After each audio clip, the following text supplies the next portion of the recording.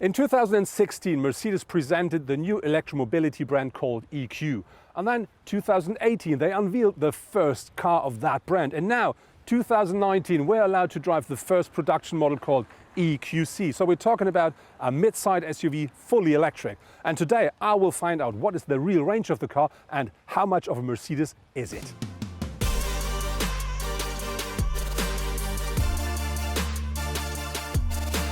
The powertrain of the EQC is based on two electric engines, one at the front and one at the rear axle. And that not only provides us with an all-wheel drive system, it also provides us with 300 kilowatts of maximum power, 760 newton meters of maximum torque. And the interesting thing here is if you push down the pedal to the metal, that car really accelerates quick and very nice, very, very quiet. And very important is to know that the front engine is more the, let's say, more economical one. So this is the one for the long and easy drive to just save power. And if you want the dynamic part, the rear axle comes on top, so the rear engine, and that provides you with the kick you want when you drive the car more dynamic. Very important is here, together with that, you not only have this very nicely all-wheel drive, you also have a very silent and easy drive, and if you want, a pure dynamic SUV. The EQC features different recuperation modes, which you can choose while using the pedals here, which you normally utilize to change gear. And so the car offers a, let's say, sailing mode, where it's no recuperation at all. Then you have the next mode is like a standard combustion engine. So if you lift your foot, it will be a bit of recuperation there. And then you have one which is a bit more of recuperation. And then there is the so-called one pedal drive, which is like really, you just control the car while using the pedal, and if you lift your foot, it's like a soft brake. And so when you drive easy and smooth, you don't even need to have the standard brake to be used at all. On top of this, there is a so-called auto mode, which you can start when you just pull both pedals for a longer moment. And this will then select automatically the perfect recuperation mode, matching your actual drive situation. Having a look at the design of the EQC is, of course, it looks a bit like a Mercedes, but it still looks completely brand new because this is a new brand and should have its own face. So when you look at it, the most important thing here is the combination of the brand new grille and the headlamps. When you remind the study of the car, you had a completely seamless part in here. That's a bit different now. It's a bit more production car, but still completely different. As standard, you do find loads of bars here, but this is the AMG version, so you do find a typical AMG optic here. And very important is that car features full LED, so matrix LED lights as standard. And this combination gives the car the unique look of the EQC. But you do find things that you already know from other Mercedes SUVs, like the swing up here. That's a typical thing for a Mercedes SUV look. But when you look at the air intakes here, which are not really there, we do only have small ones here to make the aerodynamics better. But this is the difference between the standard and the new electric line of Mercedes-Benz. But what I really like with the car is from the front, it got its unique look, but it still looks like a Mercedes SUV should look like. Let's talk about the steering and the suspension of the car.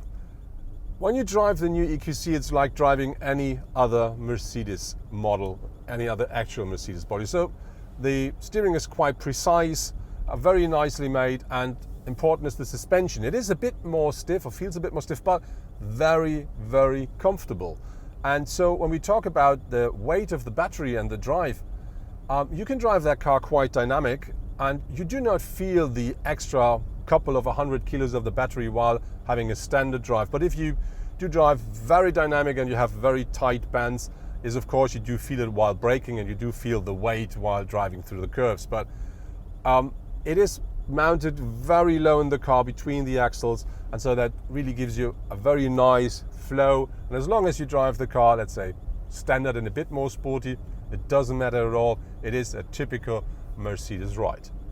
Of course, the EQC offers different drive modes, and some of them you may already know from other cars like Eco, Sport or Individual. But you do have an extra mode here which is called Maximum Range. And this is quite simple because it just configures the car the way that you do really drive as economic as even possible, and this may be very nice if you don't have the next charging station around the corner when needed. The EQC can be charged at any household socket, but that takes time. At a wallbox or public charging station with at least 7.4 kilowatt, it takes 11 hours to charge the 80 kilowatt-hour battery of the EQC from 10 to 100%. This is noticeably faster and a fast charger. With a so-called DC charging, 40 minutes are enough to top up the high-voltage battery from 10 to 80%. Even though we do have 300 kilowatts of maximum power on board of our EQC, the top speed is limited at 180 kilometers per hour. But I think more important for the fun with the car is the acceleration of it, because the EQC accelerates in only 5.1 seconds from 0 to 100 kilometers per hour. As standard, the EQC comes with two 10.25-inch screens here, both under one glass panel, so that provides you with a really nice widescreen. And on top of this, you have MBUX as standard on board. And very important is the right screen is a touch screen, so you can easily use that to type in the stuff you want. And so that provides you with a very nice infotainment and a very easy use, because you can use the touchscreen or either the touchpad here at the center console. The good thing with the MBUX system is you do have the voice control on board as well, which means you can just say, hey Mercedes, I'm cold, and the car will be more warm after that. Or you can say, okay, I'm hungry, and the car will find the next available restaurant for you. So very easy, very nice, and all these features, they come as standard. The Mercedes EQC can be ordered from around 71,000 euros and so on an equal level as its competitors. For comparison, an Audi e-tron costs just over 80,000 euros and offers with its 95 kilowatt-hour battery a range of more than 400 kilometers. With a maximum output of 265 kilowatt, it accelerates from 0 to 100 kilometers per hour in 6.6 seconds and works up to a maximum speed of 200 kilometers per hour. The 294 kilowatt Jaguar I-Pace costs about 79,500 euros and promises, thanks to its 19 kilowatt-hour battery, a range of up to 470 kilometers. However, he only needs 4.8 seconds for the sprint to 100 and features the same top speed as the Audi does.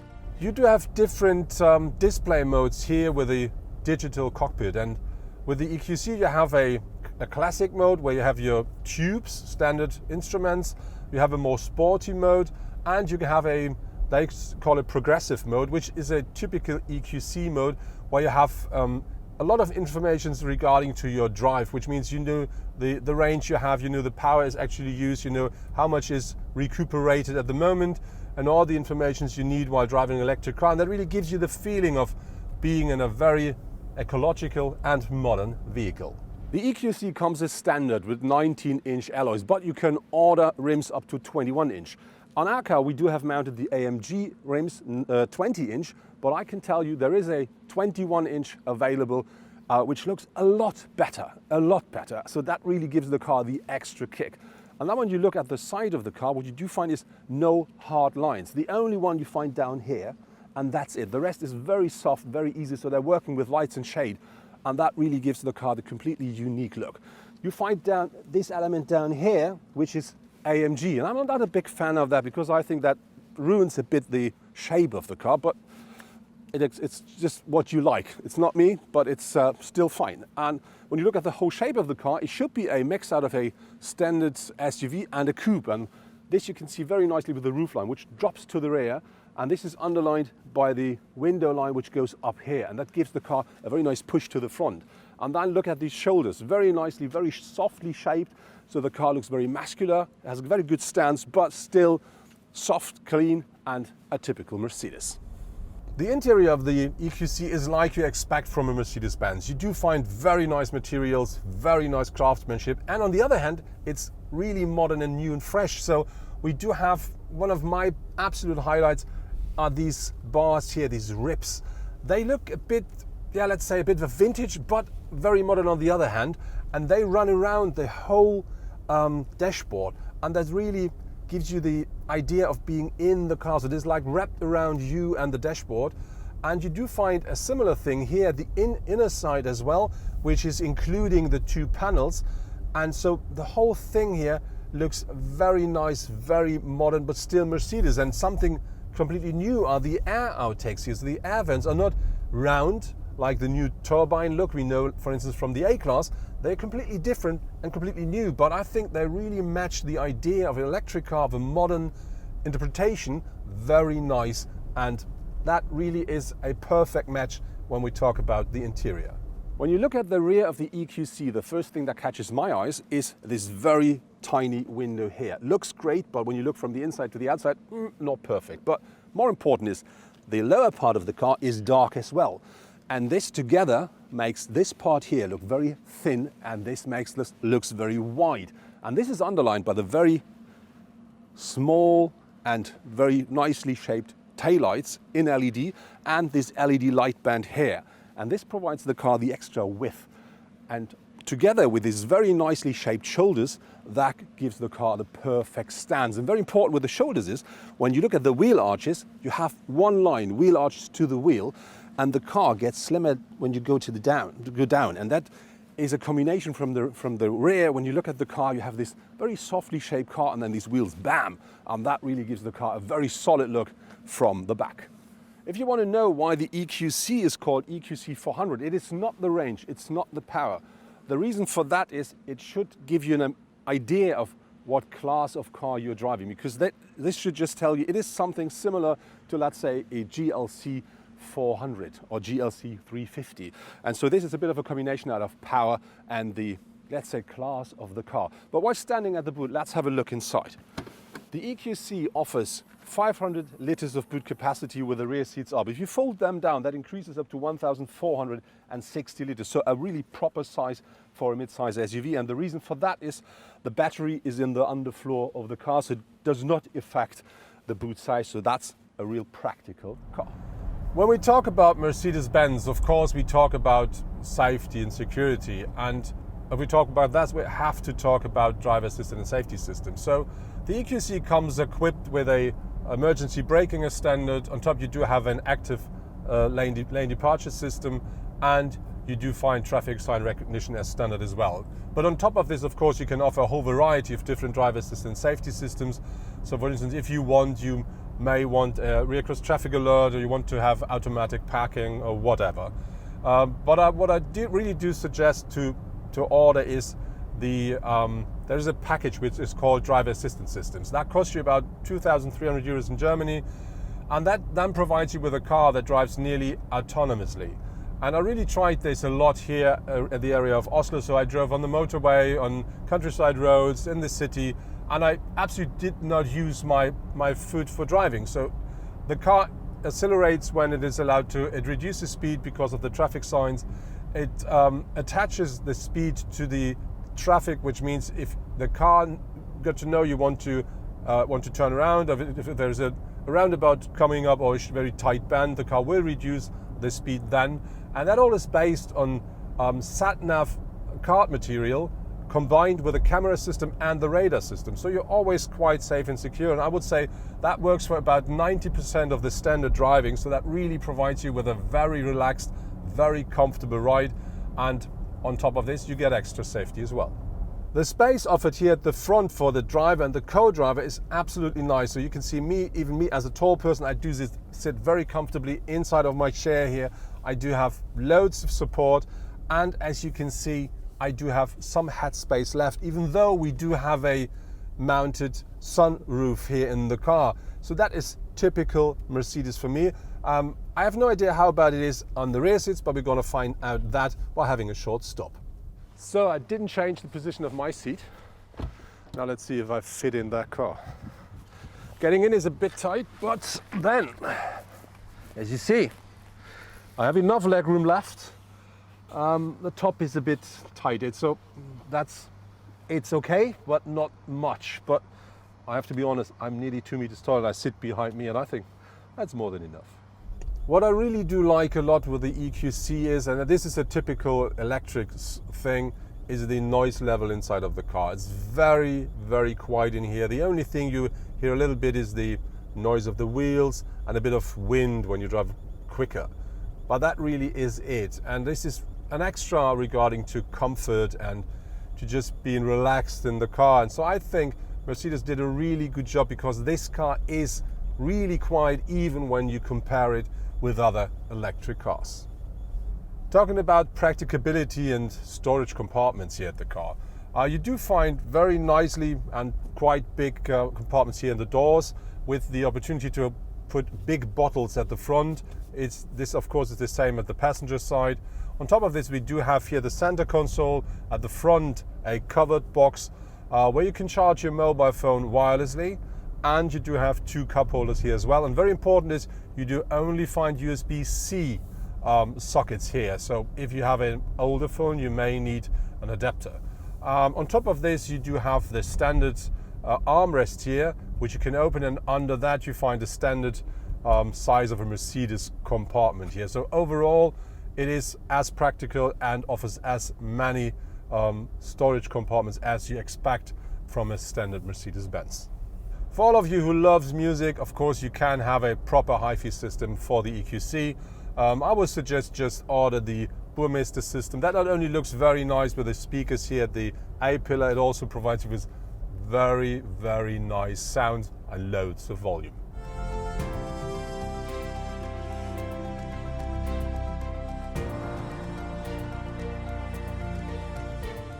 That was my first test drive with the new Mercedes EQC, the first EQ production car.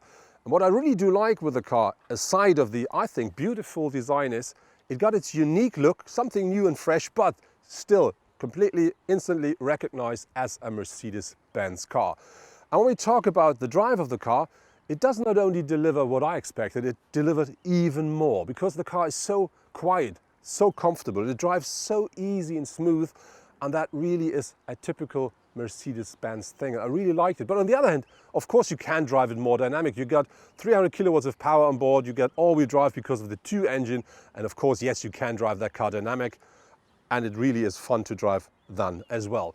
And when we talk about drive and we talk about electric cars, we have to talk about range and consumption. And that car should take, regarding to the figures of Mercedes, about 20 kilowatt hours per 100 kilometer driven. I didn't reach that number. We used about 22 to 25, but still with the 80 kilowatt hours battery on board, that gives me a range of about 350 kilometers, and we're talking about temperatures less than 10 degrees Celsius actually here in Oslo, and that is, I think, absolutely fine. Looking at the interior, it is completely fresh, new, and very high class, and still Mercedes-Benz, and I really do like this a lot, and even the space in the car is absolutely nice for that segment of a car. The only downside with the car is, yes, it is a Mercedes and it costs what a Mercedes will cost you. So we're talking about a car which comes quite nice equipped, like MBX on board, widescreen on board, Matrix LED on board, but the sticker price is 71,000 and a bit. So this is not cheap. And if you want to put all the extras on, like different rims, exterior packages, leather and all this stuff, you may reach a number close to 100,000 euros. But I would say this is the price you have to pay if you want to drive the star under the electric vehicles.